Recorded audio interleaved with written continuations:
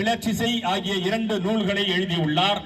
இவைகள் ஆதி குடிகளின் ஆவணம் என எழுச்சி தமிழர் தலைவர் தொல் திருமாவளவன் அவர்கள் மதிப்புரை வழங்கியுள்ளார்.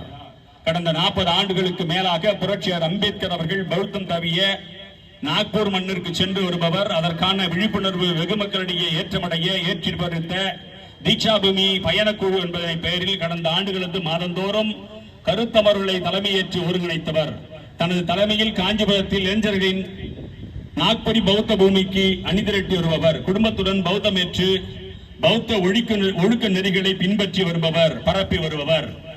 புத்தகரம் கிராமத்திற்கு பகவான் புத்தர் வந்ததாகவும் மிகப்பெரிய புத்த விகார் இருந்ததாகவும் வரலாற்று ஆய்வாளர்கள் பலர் குறிப்பிட்டுள்ளார்கள். இந்த வரலாற்றை அரசிற்கு சுட்டிக்காட்டி புத்தகரத்தில் தமிழ்நாடு அரசு சார்பில் பௌத்த விகார் ஒன்று அமைக்கப்பட வேண்டும் என்று நம்முடைய சட்டமன்ற உறுப்பினர் அண்ணன் எழுச்சி தமிழர் அவர்களோடு சேர்ந்து அதிகாரியுடன் தமிழக அரசுடன் போராடி கொண்டிருக்கிறார். அவருடைய அழுத்தத்தின் பேரில் தமிழ்நாடு மாண்புமிகு முதலமைச்சர் அவர்கள் காஞ்சிபுரத்தில் பௌத்த பண்பாடு மையம் எனப்படும் தமிழக சட்டமன்றத்தில் அமைக்கப்படும் என்று தமிழக சட்டமன்றத்தில் அமைப்பு செய்தார்.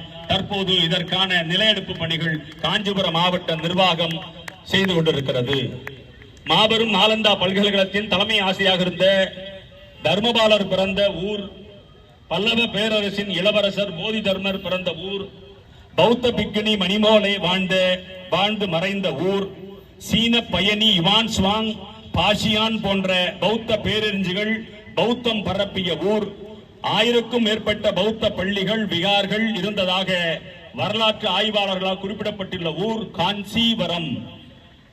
இத்தகைய சிறப்புமிக்க காஞ்சிபுரத்தில் பௌத்த மண்ணில் பிறந்த பௌத்தத்தை வளர்த்தெடுத்து வரும் ஐயா பாசறை செல்வராஜ் அவர்களுக்கு பௌத்த செயற்பாட்டாளர் விருதுகள் வழங்குவதில் புத்திஸ்ட் பெர்னிட்டி கவுன்சில் மற்றும் காஞ்சிபுரத்தை சார்ந்த அனைத்து சமூக மக்களின் பெருமை கொள்கிறோம். காஞ்சிபுரம் மாவட்டத்தின் தலித் அரசியல் களத்தில் முன்னிறுத்தியாக பௌத்த பண்பாட்டு களத்தில் மக்கள் பணியாற்றிக் கொண்டிருக்கின்ற அண்ணன் பாசறை செல்வராஜ் அவர்களுக்கு தர்ம செயல்பாட்டர் விருது வழங்கி வாழ்த்துவதில் இந்த அமைப்பு பெருமை கொள்கிறது.